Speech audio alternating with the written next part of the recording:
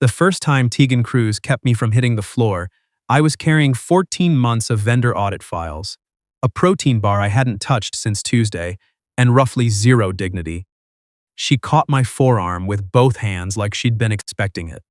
Like Canclinzy, Strangers of Oz Hallways, was something she'd penciled in between her 9 and 10 o'clock. I looked at her. She looked at me.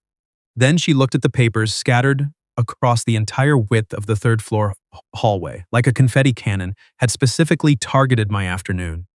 "That's one way to introduce yourself," she said. "Most people just use Slack." That was the moment I knew Tegan Cruz was going to make the rest of my professional life very complicated. In a way I had not planned for. In a way I was not going to be able to spreadsheet my way out of. My name is Levi Harmon. I was 28, a senior data analyst at Cascadia Freight Partners in Seattle, and I had spent 3 years at this company, building a reputation as the most reliable, least dramatic, most quietly competent person in a 3-floor office above the Puget Sound waterfront. I alphabetized digital folders. I ran QA checks on reports. Nobody asked me to check.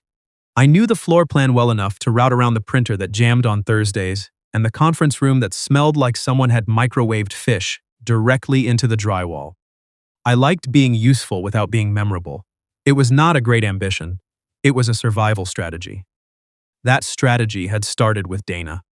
Dana and I had dated for 2 years, right out of college. She was funny and whip-smart, and the kind of person who could walk into any room and make it feel like a party. For a while, she made me feel like that too, like I was more than someone who ran clean reports and forgot to eat lunch. Then one March evening, over takeout in our shared kitchen, she told me that I was always the most prepared person in the room and somehow still the most lost. She wasn't cruel about it. She handed me my portion before she left. That almost made it worse. I had spent 14 months after that being the most prepared person in every room and asking nobody for anything. Then Tegan transferred from the Portland office, and I dropped 14 months of vendor audit files on the hallway floor. She was 26, operations coordinator, and had been with Cascadia for 3 years, 2 in Portland, 1 now here. I knew this from the company directory, which I had not gone out of my way to read. Twice. I had read it twice. She wore her dark hair in a low ponytail that she tugged whenever she was working through a problem, which I had noticed because I had been in exactly 3 meetings with her and apparently taken notes on things that were not in the meeting agenda. I also noticed she color-coded her sticky notes, not randomly, but by urgency level, which she had apparently explained to the entire ops team in her first week and nobody had followed. She ate lunch at her desk when she was focused and in the break room when she needed to think out loud. She never ended an email with "per my last message." That told me everything about her character. I had rules. No getting attached to coworkers. No mixing the parts of your life that were supposed to stay separate. No imagining what it would be like if the woman who color-coded her urgency levels ever looked at you like you were more than the guy who caught the data discrepancies before they became someone else's problem. So naturally, I was on my knees picking up audit files while she crouched across from me, already sorting them. "Are you hurt?" she asked, stacking pages with more efficiency than I deserved. "No, just my dignity." I cleared my throat. "Sorry, I came around that corner too fast." I came out of the conference room too fast. She glanced at the papers. "Were these alphabetical?" "They were." She winced. "Were." I stared at the scattered mess. "They still are, in a general sense, just horizontal." She laughed before I could regret saying it, quick and real, like she hadn't been expecting it and hadn't decided yet whether to let it out. I hadn't been expecting it either. She stood and offered her hand like we were at a networking event and not on the floor of a hallway. "Tegan Cruz, I've seen you in the Monday stand-ups." "I know." I shook her hand, then immediately heard how that sounded. "I mean, the office isn't that big. The directory." "You read the directory?" "Doesn't everyone?" She tilted her head. Her earrings swung slightly, small gold hoops, the kind that moved when she turned too fast, which she did constantly, because Tegan Cruz moved through the world like she was already 15 minutes into a plan everyone else was still catching up to. "I read the org chart," she said. "That feels different." more efficient, more suspicious. But she was smiling, and it wasn't a polite smile. It was the kind that made you feel like you just passed a test you didn't know you were taking. I picked up the last folder and told my nervous system to stand down. That was September. For the next 6 weeks, I followed my rules with the discipline of a man who had learned what happened when he didn't. I said normal things to Tegan in meetings. I did not engineer reasons to be in the same room. I did not replay the way she'd gripped my forearm, or the exact pitch of that laugh, or the fact that she had, without being asked, resorted the scrambled files into something usable before handing them back to me. I was very good at the rules. I was also terrible at them. There was a Tuesday when I overheard her on the phone in the break room, talking a vendor through a contract dispute, with the patience of someone who had chosen this, instead of simply being born good at it. There was a Thursday when she left a sticky note on my desk, yellow, which I had worked out meant informational, not urgent, that said, "Your March freight model had a rounding error on line 47. Fixed it. You're welcome." I sat with that note for 3 minutes before putting it in my desk drawer instead of the recycling bin, which I knew was a problem. I didn't throw it away. Then October brought Pacific Northwest distribution, and everything got complicated in the best and worst way. Our biggest regional account had moved up their contract review by 3 weeks. The vendor performance report, the one I had been building for 2 months, the one Tegan had been contextualizing with client feedback and regional data, needed to be ready by 8 the next morning. Not in 3 weeks. Tomorrow. Our director, Norma Keene, appeared in the doorway of the main floor with the energy of a woman who had survived 4 company restructurings and 2 Seattle winters without blinking. She looked around the room. Nobody breathed. "Who knows this data best?" she said. My hand went up at the same moment as Tegan's. Norma looked between us. "East conference room, order dinner. Don't embarrass me." Tegan looked at me. "How fast can you pull the Q3 variant summary?" "It's already open." She almost smiled. "Of course it is." By 6:30, the office had cleared out. Just the 2 of us in a glass-walled conference room, surrounded by laptop screens and a half-covered whiteboard and a paper bag of burritos from the place on First Avenue that stayed open past midnight. Tegan had taken her blazer off. I had rolled up my sleeves. Seattle evening pressed gray and wet against the windows. We worked like we had done it before. She paced and talked through client priorities while I built the model, challenged her when her recommendations sounded polished, but wasn't supported by the data, and told her when I thought she was right. She liked when I pushed back. I could tell because she stopped softening her conclusions. "No," she said at one point, spinning back from the whiteboard. "That framing buries the lead. Pacific Northwest's entire problem is last-mile delivery time. Lead with that or we're wasting their attention." I thought we were easing into it. "We're not easing into anything. They don't pay us to ease." She pointed her marker at me. "Rewrite it." I rewrote it. "Better," she said, already looking at her laptop. High praise. It's an accurate assessment.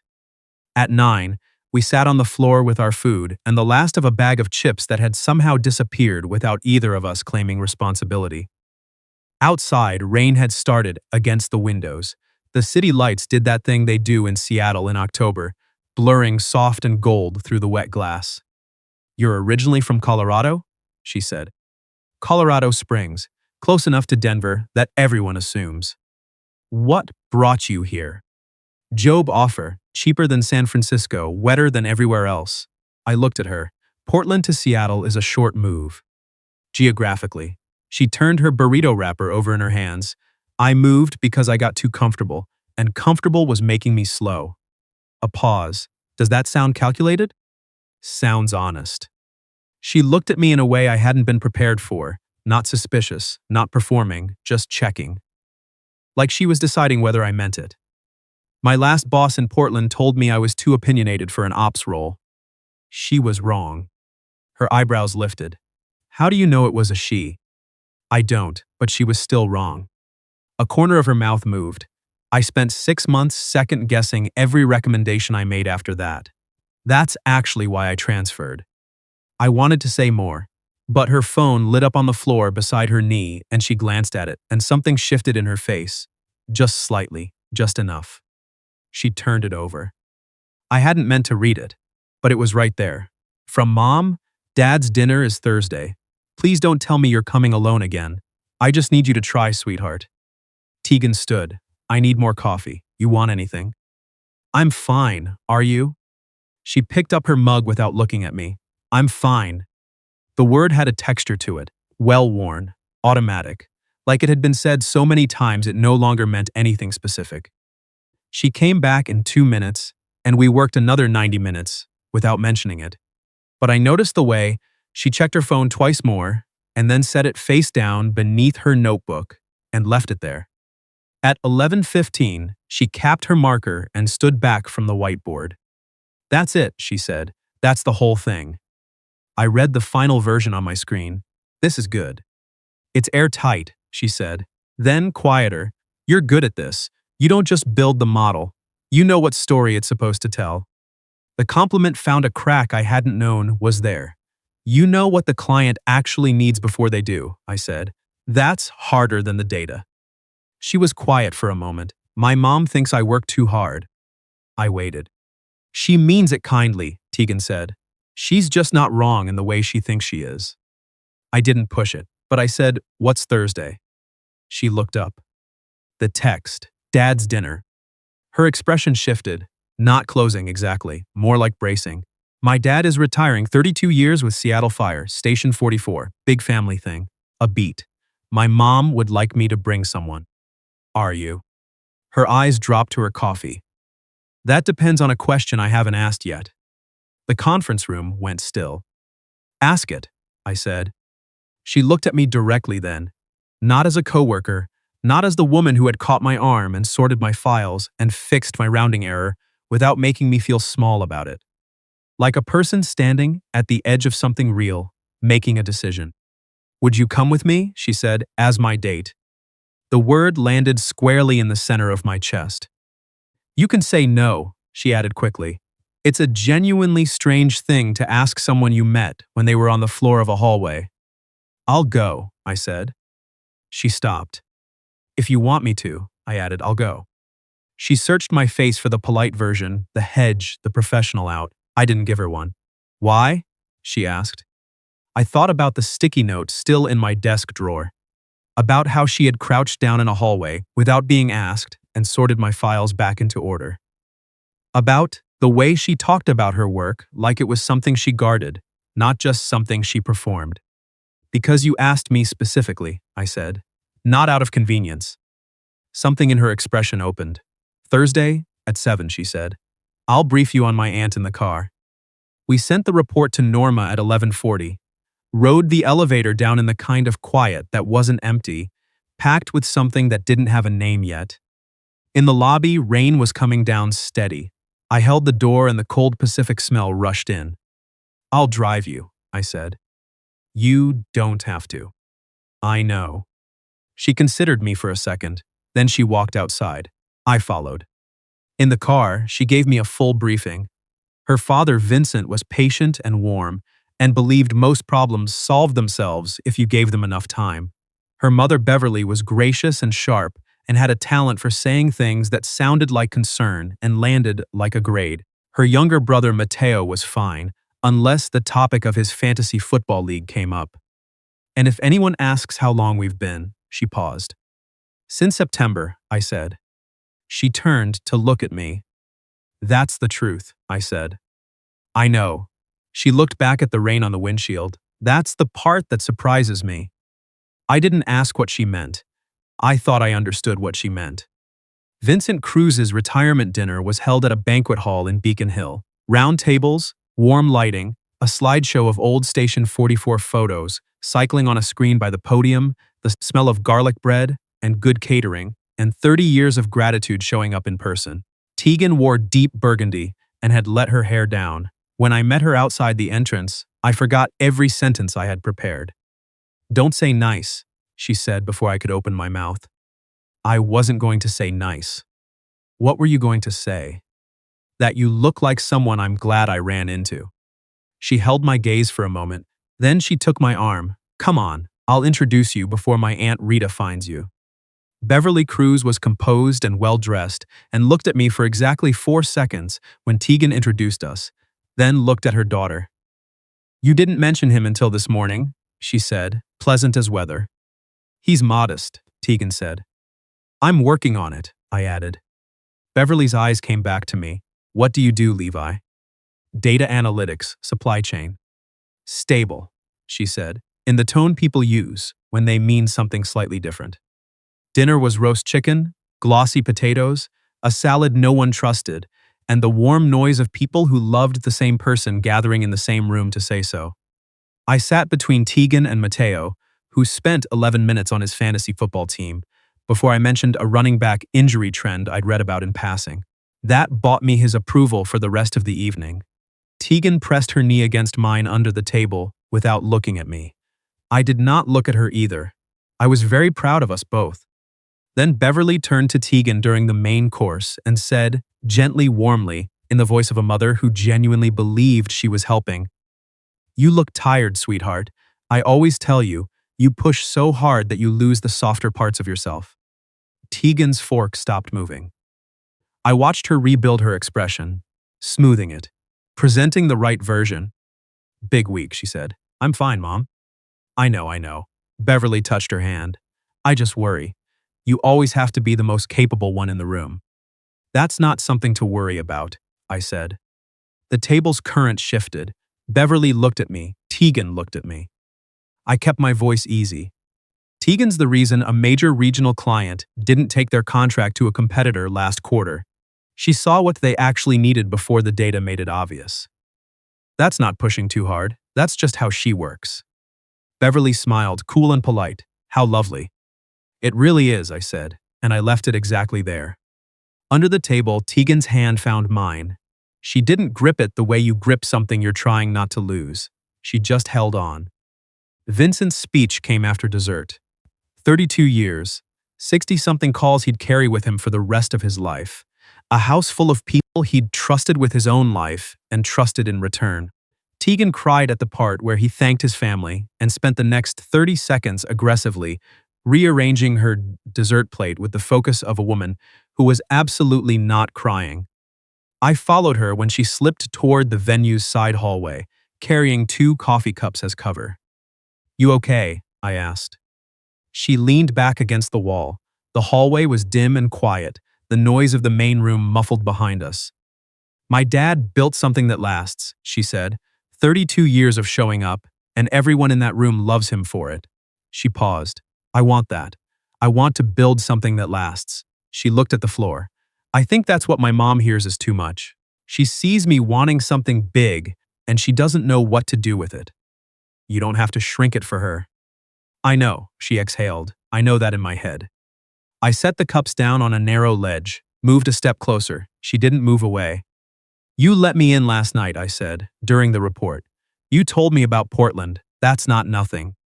That was work. It wasn't just work. She was quiet.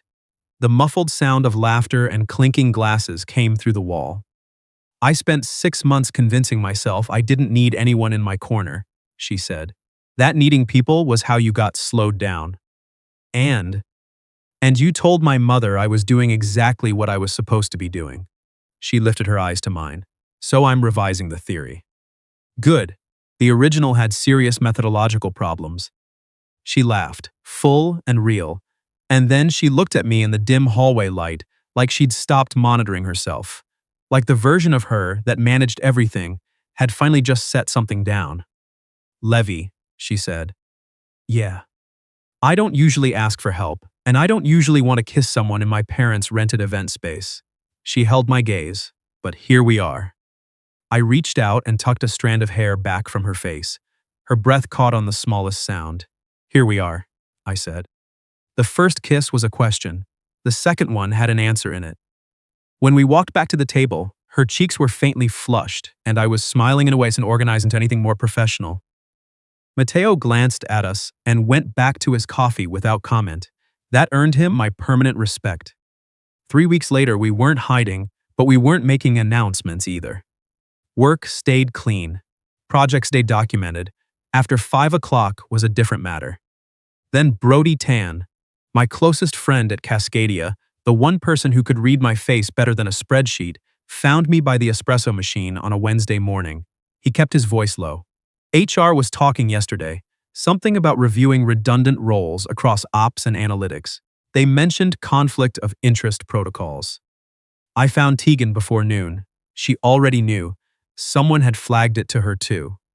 We looked at each other in the stairwell like two people running the same numbers. We go to Norma, she said. Now. Before this becomes something we're managing from the outside, instead of a conversation we already had. We went to Norma that afternoon.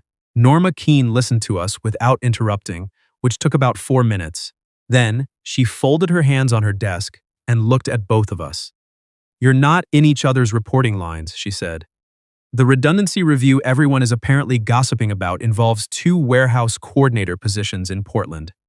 Not here. Whoever talked to you heard half a memo and filled in the rest. She looked between us. Keep your work professional. Keep your personal life your business. Don't create situations I have to document before I've had my second coffee. A beat. And don't tell me how this started. I have a theory involving a hallway, and I'd prefer to keep it as a theory. Tegan looked at the surface of Norma's desk. Understood, I said. Norma glanced between us one last time. Brody owes me $20. In the hallway, Tegan pressed her hands over her face. I held my expression for about 4 seconds before I gave up. October became November. We learned each other for real.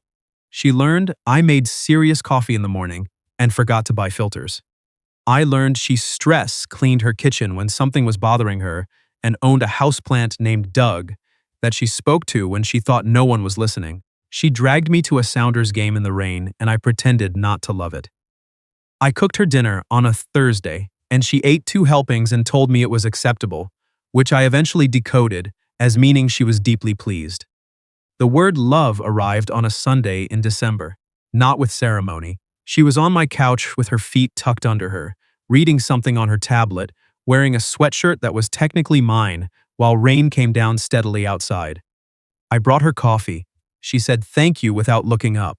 Then she did look up, and her face was completely open in the way it only got when she forgot to monitor it. I said, I love you. She set the tablet down. I waited. That is extremely inconvenient, she said. Why? Because I had a plan, somewhere cinematic, better lighting, possibly a view of the sound. Relief moved through me so cleanly I laughed. You can still do it. She stood, came to where I was, looked up at me with her hands on my chest. Levy Harmon, she said very seriously, I love you intensely, specifically, and probably since the day you admitted you'd read the company directory. That was embarrassing. It was so embarrassing. It was also the moment. She rose onto her toes and kissed me. Outside, Seattle did what it does best. The rain kept falling, and neither of us noticed. 6 months after that, a Sunday in June, cherry trees on the street below, just past peak, we moved into an apartment in Capitol Hill, 3rd floor. Uneven hardwood, a bay window, a kitchen slightly too small for 2 people who both had opinions about counter space.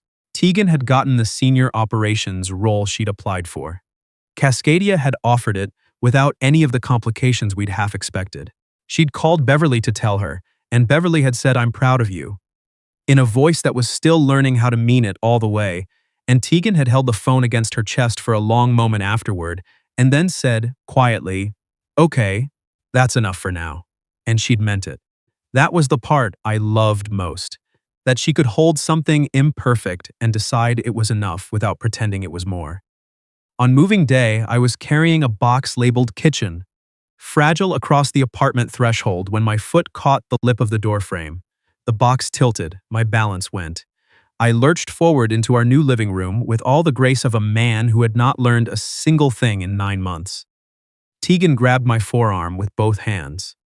Same grip, same steadiness, different hallway. The box survived. I straightened up.